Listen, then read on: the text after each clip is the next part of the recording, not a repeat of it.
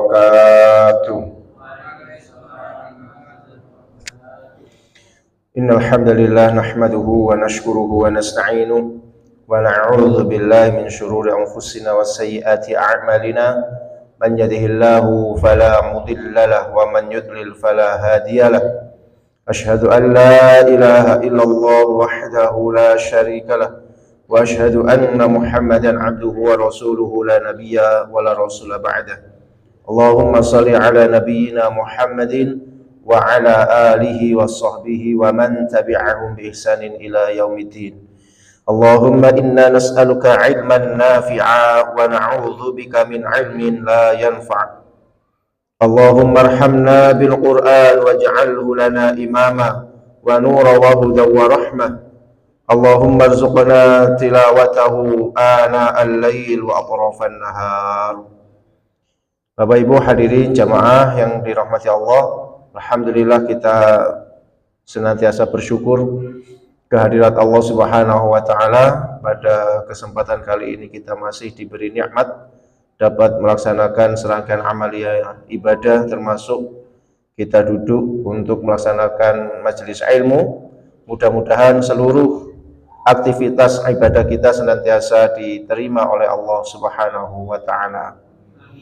Sholawat beriring salam mari kita haturkan kepada junjungan kita, panutan kita, suri tauladan kita, Rasulullah Muhammad sallallahu alaihi wasallam, keluarga dan seluruh sahabat-sahabatnya. Bapak Ibu hadirin jamaah yang dirahmati Allah Subhanahu wa taala, kita lanjutkan pembahasan tahsin dan tafsir kita, dan kita masuk di juz ketiga di surat Al-Baqarah ayat 253. Seperti biasa kita baca terlebih dahulu ayatnya, baru kemudian kita akan bacakan terjemah dan tafsirnya. A'udzu billahi minasy syaithanir rajim.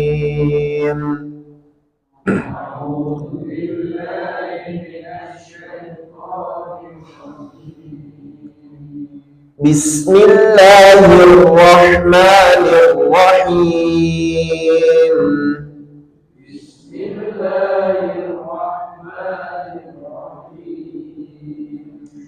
Tilka rusulu faddalna ba'dahum 'ala ba'd.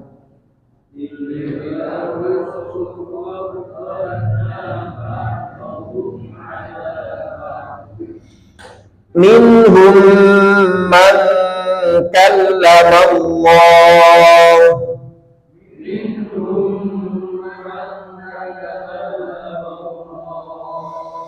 wa rafa'a ba'dahum darajat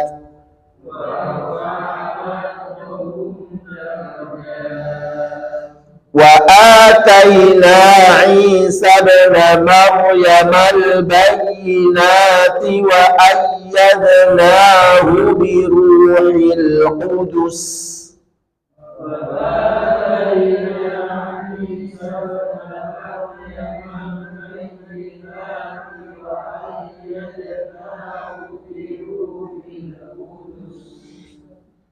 walau syaa Allahu maqtatala alladhina min ba'dihim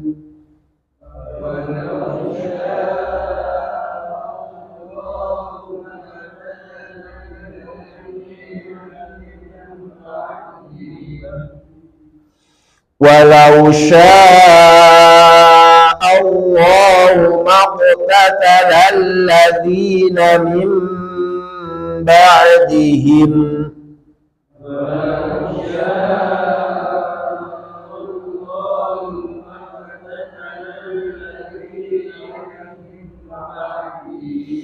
min ba'di ma ja'atuhumul bayyinat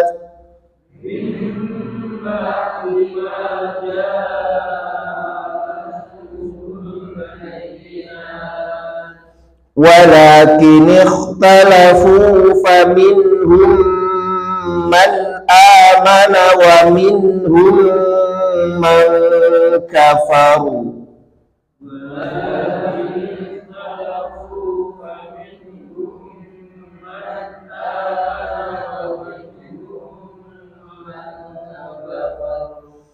ولو شاء الله ما اقتتلوا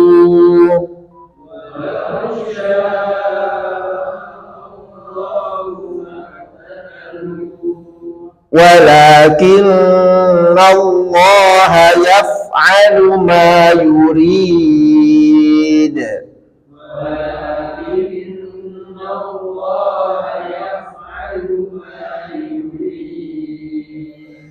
يا أيها الذين آمنوا أنفقوا مما رزقناكم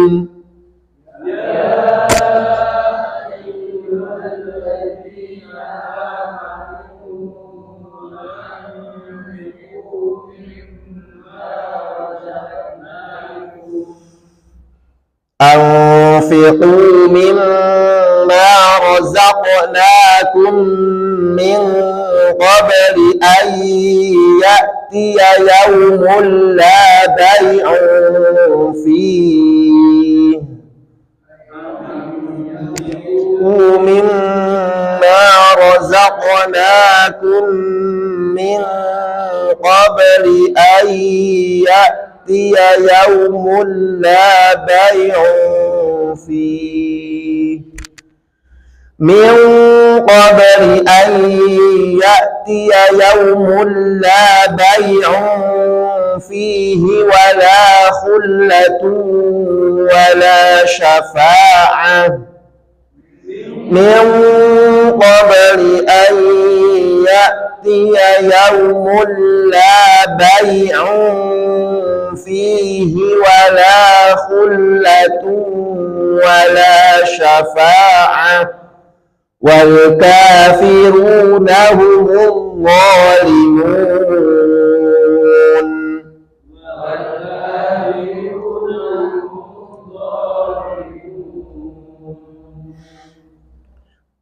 Tilkar rusulu faddalna ba'dahum ala ba'd. Rasul-rasul itu kami lebihkan sebagian di antara mereka atas sebagian yang lain. Minhum man kallamallah, di antara mereka ada yang langsung diajak bicara dengan Allah. Wa rafa'a, dan Allah mengangkat ba'dahum, di antara mereka darajat, beberapa derajat. Wa ataina, dan kami berikan Isa bin Maryam kepada Isa bin Maryam al-bayyinati, bukti-bukti yang nyata. Wa ayyadnahu, dan kami teguhkan ia bi ruhil qudus, dengan ruhul qudus. Walau sya Allah, dan sekiranya Allah berkehendak, maqtatala, tidak akan terjadi pembunuhan, saling membunuh, peperangan, alladzina min ba'dihim, atas orang-orang setelah mereka, min ba'di ma ja'atumul bayyinat, setelah datang kepada mereka bukti yang nyata, yaitu ajaran Nabi Isa. Walakin ikhtalafu, akan tetapi mereka saling berpecah belah, saling berselisih. Faminhum, maka di antara mereka ada yang man amana, tetap dalam keadaan beriman. Wa minhum, dan di antara mereka pula man kafara, ada yang kufur. Walau sya'allahu, dan sekiranya Allah menghendaki, maqtatalu, mereka tidak akan saling bunuh-membunuh. Walakinnallaha, dan tetapi Allah yaf'alu ma yurid, melakukan apa yang dia sukai, apa yang dia kehendaki. Nah, hadirin jamaah rahmat Allah Subhanahu wa taala, setelah Allah Azza wa Jalla menjelaskan tentang peristiwa Nabi Samuel, ya, yang ditunjuk oleh beberapa kaum Bani Israel supaya mereka itu diberikan pemimpin, ya, untuk memimpin mereka dalam memperjuangkan nasib mereka, karena mereka diusir dari kampungnya dan dipisahkan dari keluarganya.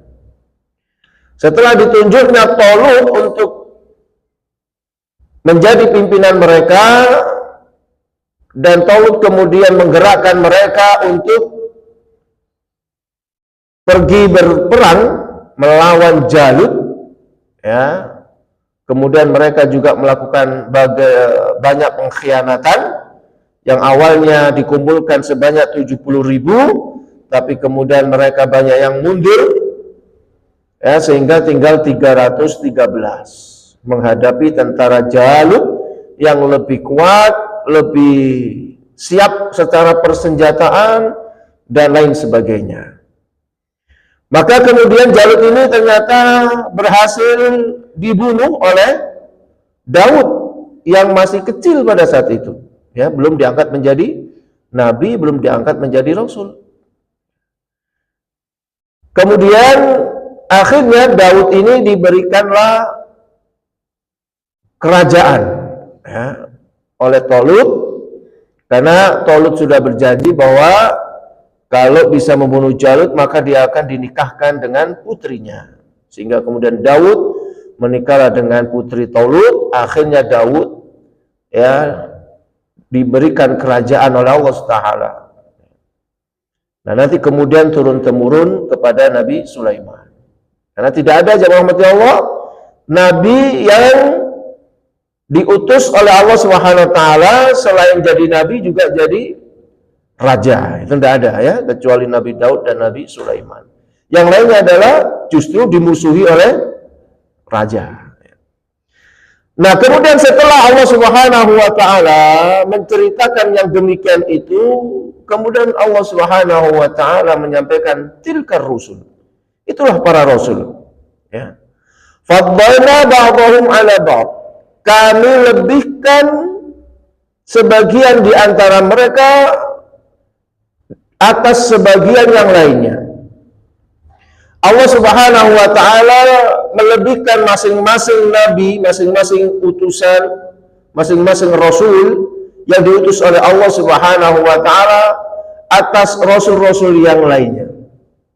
Makanya kalau dalam Al-Qur'an kita diperintahkan la nufarriqu baina ahadim minhum. Ya, kita tidak membeda-bedakan lah di antara mereka. Kenapa? Karena masing-masing nabi, masing-masing rasul itu memiliki keistimewaan sendiri-sendiri. Di sini disebutkan haula'i ar-rusul al-kiram faddalallahu ba'dahum 'ala ba'd. Mereka itu para rasul yang mulia, ya, Allah lebihkan, Allah berikan fadl, Allah berikan keutamaan sebagian di antara sebagian yang lain, bihasabi ma manallahu bihi 'alaihim, sesuai dengan apa yang diberikan Allah kepada mereka. Maka disebutkan di sini faminhum man kallamahullahu, ada di antara mereka yang diberikan kelebihan oleh Allah Subhanahu wa taala dapat bercakap-cakap langsung dengan Allah, yaitu ka Musa, sebagaimana Nabi Musa wa Muhammadin alaihi wassalatu wassalam, dan juga Nabi kita Nabi Muhammad, ketika Allah Subhanahu wa taala memanggil Nabi Muhammad pada peristiwa Mi'raj, ya, di mana Allah kemudian bercakap-cakap dengan Rasulullah SAW terkait dengan perintah sholat. Dan balik-balik Rasulullah ini, Pak, ya, awalnya 50 ketemu Nabi Musa, nggak kuat, minta lagi, bercakap-cakap lagi dengan Allah Subhanahu wa ta'ala. Itu adalah kelebihan. Ada nabi yang diberikan kelebihan yang demikian itu, langsung bisa bercakap-cakap dengan Allah. Ada nabi yang diberikan kelebihan dapat mengetahui surga dan neraka, sebagaimana nabi kita, ya, sudah tahu surga dan neraka pada peristiwa Mi'raj. Demikian juga Nabi Idris, Nabi Saleh, diberikan kelebihan di mana beliau itu, ya, memperturutkan apa yang diinginkan oleh umatnya untuk supaya bisa mengeluarkan onta dari batu dan kelebihan-kelebihan yang lainnya, jamaah rahmati Allah. Ya. Banyak para nabi dan para rasul itu, ya termasuk Nabi Daud. Beliau diberikan keistimewaan oleh Allah Subhanahu wa taala satu, yaitu suaranya yang sangat merdu. Sehingga kalau beliau membaca kitab Mazmur atau kitab Zabur, itu semuanya mendengarkan beliau, ya. Karena Zabur itu isinya adalah syair-syair, Pak. Sehingga begitu beliau ini bersyair, suaranya sangat indah, sehingga sampai burung-burung pun itu ikut mendengarkan, saking indahnya suaranya. Nabi Sulaiman diberikan keistimewaan oleh Allah Subhanahu wa taala, dapat bercakap-cakap dengan bahasa yang selain bahasa manusia. Selain bahasa manusia juga bahasa-bahasa yang lainnya. Dan macam-macam. Begitu pula dengan Nabi kita Muhammad sallallahu alaihi wasallam diberikan keistimewaan tersendiri oleh Allah Subhanahu wa taala. Wa fi hadza, dan dalam perkara ini itsbatu sifatil kalami lillahi azza wa jalla 'alal wajhil la'ib bi jalali, ya. Dalam perkara ini itu menunjukkan adanya eksistensi terkait dengan sifat kalamnya Allah, bahwa Allah itu memiliki sifat kalam atau mutakallim. Allah senantiasa bercakap. Dalam kitab syarahnya Aqidah Thahawiyah, ya, di dalam syarahnya Aqidah Thahawiyah yang ditulis oleh Al-Imam Al-Aiz Al-Hanafi, di sana disebutkan bahwa ada 9 kelompok, Pak, di dalam menyikapi sifat kalamnya Allah, bahwa Allah itu bercakap. Ya, ada yang mencoba untuk mentafwid, ada yang tidak meyakini bahwa Allah itu bercakap-cakap, ya. Karena menurut mereka kalau bercakap-cakap berarti seperti manusia. Sehingga orang-orang Mu'tazilah menganggap bahwa Al-Qur'an itu bukan kalamullah. Nggak mungkin Allah itu bercakap-cakap. Pakai bahasa Arab lagi, kan gitu, ya. Ada tulisannya lagi, nah, misalnya gitu. Sehingga orang Mu'tazilah tidak meyakini itu. Maka mereka menganggap bahwa Al-Qur'an itu adalah makhluk, ya, makhluk di sisi Allah, ya. Jadi ada orang yang tidak mempercayai terhadap kalam. Ada yang menganggap bahwa Allah bercakap itu dulu pada zaman azali. Setelah itu Allah tidak lagi bercakap-cakap, ya. Jadi Allah cukup mengatakan sekali saja di zaman azali, yang semua yang diucapkan itu merupakan kejadian yang akan datang, yang akan menimpa seluruh makhluknya. Setelah itu Allah diam, ya. Ada yang mengatakan bahwa percakapan Allah bercakap-cakap itu adalah dengan cara Allah memasukkan makna-makna ke dalam jiwa seseorang. Sebagaimana ketika Nabi Musa bercakap-cakap dengan Allah, itu bukan kayak kita bercakap dengan manusia. Tapi kemudian Nabi Musa itu paham begitu saja. Ya, ini ada berbagai macam pendapat-pendapat yang demikian itu, jamaah rahmati Allah. Tetapi pendapatnya ahlu sunnah wal jamaah, mereka berkeyakinan bahwa Allah tetap memiliki sifat kalam ini, bahwa Allah tetap bercakap-cakap. Sehingga Allah ketika menyampaikan Al-Quran itu bukan kalam Allah ketika zaman azali, tapi memang ya Allah menyampaikannya ya pada saat itu, di saat Rasulullah SAW ada. Ya, dan Allah tidak pernah hilang sifat kalamnya. Allah senantiasa bercakap-cakap bila kaifiyah, tanpa kita harus memikirkan bagaimana cara Allah bercakap-cakap. Ya, kita tidak pikirkan itu. Kalau memikirkan itu berarti masuk kepada zat nantinya. Kalau sudah menjurus kepada zat, khawatirnya akan terjebak kepada tajsim, menjisimkan Allah, menjasadkan Allah. Kalau ini malah bahaya nanti, ya. Yang penting adalah kita yakini saja bahwa Allah itu memang bercakap-cakap dengan orang yang dipilih, hambanya yang dipilih, ya. Sebagaimana Allah memilih Nabi Musa dan Nabi Muhammad SAW. Sehingga Al-Quran itu jamaah rahmat Allah bukan makhluk, tetapi betul-betul kalamullah, ucapan Allah yang merupakan bagian daripada sifatnya Allah Subhanahu wa taala, ya.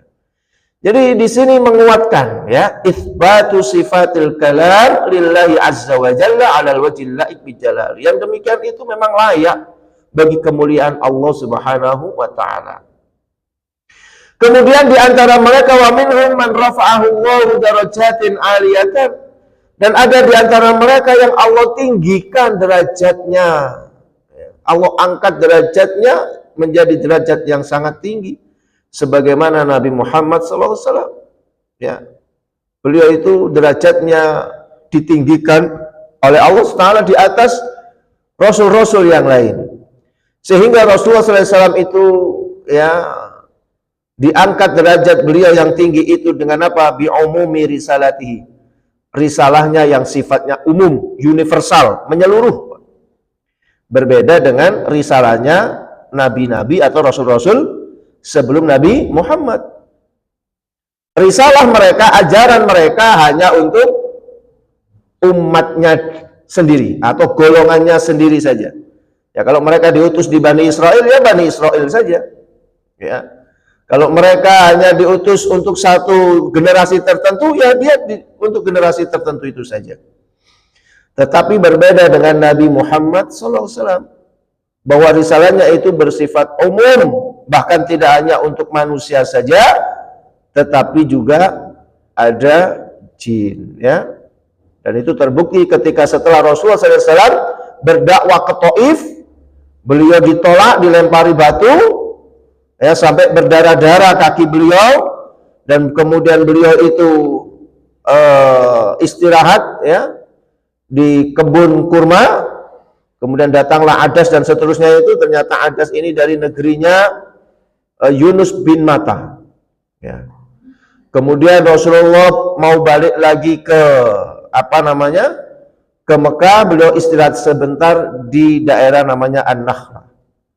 Disitulah kemudian Rasulullah SAW didatangi serombongan jin, ya, yang mereka ini mendengarkan bacaan Rasulullah SAW, yang pada saat itu Rasulullah sedang sholat malam, ya. Beliau sholat malam, tiba-tiba ada rombongan jin yang lewat di situ mendengarkan bacaannya Rasulullah Shallallahu Alaihi Wasallam. Sehingga Islam ini, ajaran Islam ini tidak hanya untuk manusia saja, tetapi memang rahmatan lil alamin, ya, untuk seluruh alam. Inilah membuktikan bahwa Rasulullah SAW itu diangkat derajatnya oleh Allah melebihi nabi-nabi yang lainnya. Bahkan Rasulullah SAW disebutkan sebagai Sayyidul Anbiya wal Mursalin, pemimpinnya para nabi dan para rasul.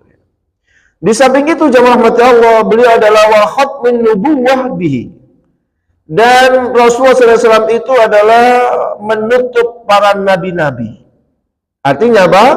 Setelah Rasulullah maka tidak ada lagi nabi dan rasul setelah Nabi Muhammad.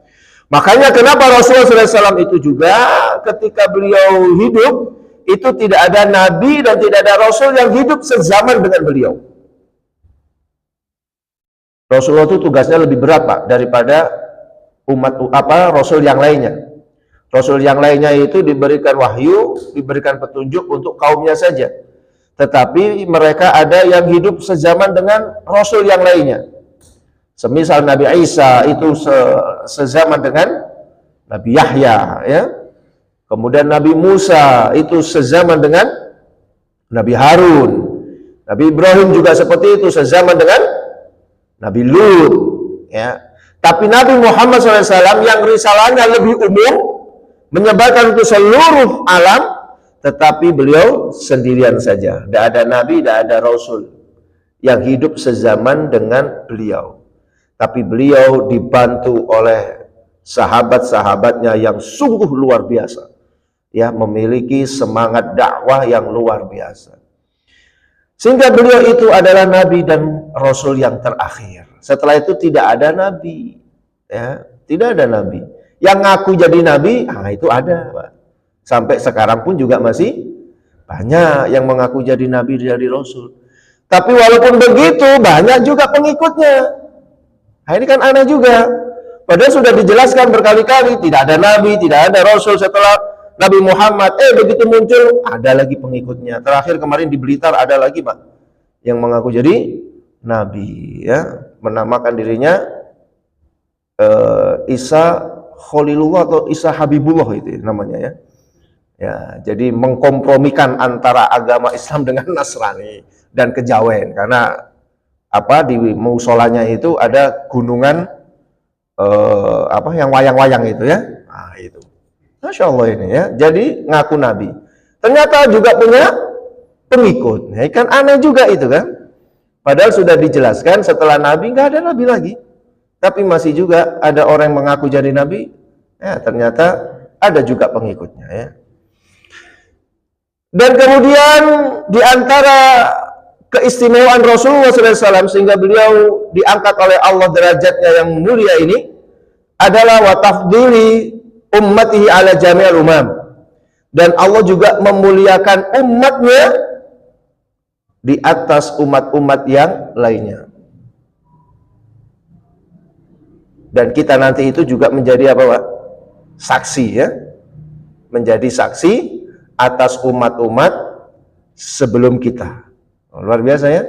Kita ini umat terakhir tapi dijadikan saksi, ya, umat-umat sebelum kita, ya. Kenapa? Karena Allah memberikan Al-Quran ini, Pak. Al-Quran ini menceritakan kisah-kisah umat-umat sebelumnya, sehingga nanti kita dimintai kesaksian. Apakah Nuh sudah menyampaikan risalahnya? Nah, gitu, ya. Nanti umatnya yang lainnya berdusta. Oh, belum, makanya kami tersesat. Nah, kita, Pak, nanti yang memberikan klarifikasi bahwa Nabi Nuh sudah menyampaikan risalahnya, terbukti dengan firman Allah dalam surat Nuh. Seterusnya gitu, ya. Nah, itu keistimewaan umatnya Rasulullah dibandingkan dengan umat-umat yang lainnya. Di samping itu, jamaah rahmati Allah, keistimewaan kita di antara umat-umat yang lainnya itu adalah kita ini ibadahnya sedikit tapi pahalanya berlipat-lipat. Ibadah kita cuma sedikit tapi pahalanya berlipat-lipat. Ya kan, ada sahabat yang iri dengan umat Bani Israel pada saat itu, ya, umatnya Nabi Musa, yang satu umat ini bisa beribadah selama kurang lebih 80 tahun. Beribadah terus selama 80 tahun. Sehingga sahabat Nabi ini merasa iri, ya. Waduh, enak ya jadi umatnya nabi-nabi zaman dahulu itu. Mereka bisa beribadah begitu panjangnya.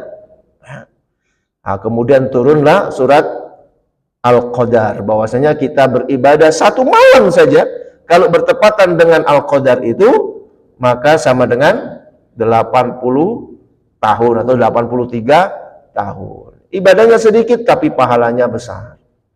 Wa ghairu dzalika, dan yang lain daripada itu.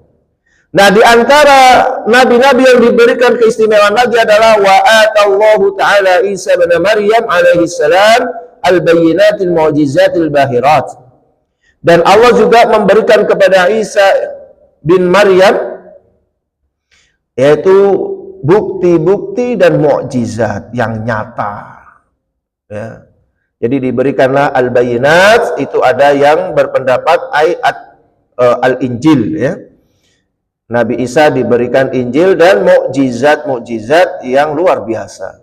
Di antara mukjizatnya Nabi Isa di sini disebutkan ka Ibrahim wulida a'ma bi'nillah, yaitu Nabi Musa mampu mengembalikan penglihatan seseorang yang dilahirkan dalam keadaan buta biiznillah, dengan izin Allah. Jadi Nabi Isa ini jamaah rahmati Allah punya mukjizat, dapat menyembuhkan penyakit buta terhadap orang yang mulai sejak lahir itu dalam kondisi buta.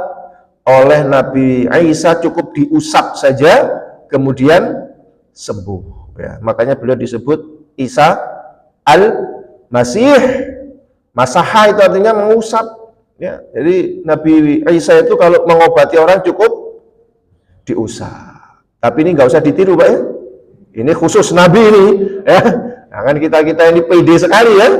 Ada orang sakit diusap, bismillahirrahmanirrahim. Nggak sembuh, ya. Nggak sembuh kalau kita, ya. Nah itu, kemudian ada di antara mereka yang terkena penyakit lepra, ya. Disembuhkan oleh Nabi Isa biiznillah, dengan izin Allah. Kemudian dihidupkan dari kematian.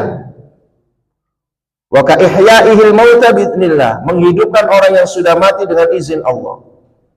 Kemudian juga wa ayyadahu bi Jibril alaihi salam, Nabi Isa ini juga dikuatkan dengan adanya malaikat Jibril, ya, yang dikenal dengan Ruhul Kudus. Nah, kemudian Allah menyampaikan, walau sya Allah, sekiranya Allah berkehendak, Allah yaktatalul ladzina ja'u min ba'di haula'ir rusul min ba'di ma ja'atsumul bayyinat. Sekiranya Allah mengendaki, maka tidak akan terjadi saling membunuh orang-orang yang datang setelah para rasul itu, setelah datang kepada mereka bukti-bukti yang nyata. Kalau Allah berkehendak, Pak, itu tidak akan ada perpecahan, tidak akan ada peperangan setelah datangnya nabi-nabi mereka yang menyampaikan kepada mereka tentang kebenaran, ya. Tetapi walakin ikhtalafu, tetapi mereka berpecah belah sendiri. Maka turunlah sunnatullah, kalau mereka berpecah belah, ada yang beriman, ada yang kafir, maka terjadilah peperangan. Allah bisa saja berkehendak tidak terjadi peperangan. Setelah datang kepada mereka Rasul, terus disampaikan kebenaran, ya, bagaimana menggapai surga, bagaimana menghindari neraka. Kalau Allah berkehendak, mereka langsung iman semuanya. Tapi kata Allah Subhanahu wa taala di sini disebutkan walakin ikhtalafu, tetapi mereka itu saling berselisih. Maka faminhum man amana wa minhum man kafar. Maka di antara mereka ada yang beriman, ada yang kufur, ya. Di sini juga disebutkan walakin waqal ikhtilaf bainahum faminhum man thabata ala imani. Tetapi kemudian terjadilah perpecahan di antara mereka. Di antara mereka ada yang tetap dalam keimanannya, wa minhum man asara ala kufri, dan di antara mereka kemudian menjadi orang-orang yang kufur, ya. Walau sya Allah, dan jika Allah berkehendak, ba'da ma waqal ikhtilaf bainahum, setelah terjadinya perselisihan di antara mereka yang menyebabkan mereka berperang, maktatalu, tidak terjadi peperangan. Kalau Allah menghendaki, ya, setelah mereka berpecah belah, setelah mereka ikhtilaf tadi itu, berselisih, kalau Allah berkehendak tidak terjadi peperangan, ya bisa saja, ya. Kalau Allah menghendaki tidak terjadi peperangan, tidak terjadi bunuh-bunuhan di muka bumi ini, diam-diam saja, aman, tentram, itu Allah bisa saja, gitu, ya. Tetapi Allah Subhanahu wa taala menyampaikan di sini, walakinnallaha yaf'alu ma yurid. Dan tetapi Allah itu menghendaki atau berbuat sesuai dengan apa yang diinginkan. Itu menunjukkan Allah itu maha kuasa. Allah bisa membuat manusia itu saling berperang. Allah juga bisa menjadikan manusia itu saling berdamai. Apakah zalim di sini Allah? Tidak, ya. Tidak ada yang zalim. Kenapa? Karena Allah sudah ngutus lebih dulu nabinya, dan diutus juga al-bayyinat, bukti-bukti yang nyata baik dari kitab-kitab maupun mukjizat. Setelah itu dikasih pilihan kepada manusia. Allah sudah menyebutkan ini jalan menuju surga, ini jalan menuju neraka. Jangan kalian berpecah belah di dalamnya. Ya, ikuti saja apa yang disampaikan oleh Nabi, ikutin saja apa yang sudah ditunjukkan oleh para nabi dan para rasul. Tapi kemudian manusianya berpecah belah. Ada yang beriman, ada yang kufur. Ya sudah, terjadilah akhirnya pertempuran. Ya. Tapi kalau misalnya Allah pun menghendaki itu tidak terjadi pertempuran walaupun mereka ikhtilaf, ya bisa juga. Itu menunjukkan bahwa Allah itu maha kuasa. Makanya ditutup bahwa Allah melakukan sesuai dengan kehendaknya. Gitu. Ya. Allah melakukan sesuai dengan kehendaknya. Dan tidak ada yang zalim. Wong semuanya ini milik Allah. Ya. Mau Allah apakan juga terserah Allah kan? Ya. Itu namanya yaf'alu ma yurid. Ya. Kemudian ayat selanjutnya, ya ayyuhalladzina amanu, hai orang-orang yang beriman, anfiqu, infakkanlah, mimma razaqnakum, ya sebagian rezeki yang telah kami berikan kepada kalian, min qabli, sebelum ayyatiya yaumul la bay'un fihi, sebelum datang hari di mana tidak ada lagi jual beli di dalamnya, wala khullatun, dan juga tidak ada persahabatan, wala syafa'atun, dan juga tidak ada pertolongan, wal kafiruna humul zalimun, dan orang-orang kafir itu adalah mereka orang-orang yang zalim. Hadirin jamaah rahmati Allah Subhanahu wa taala.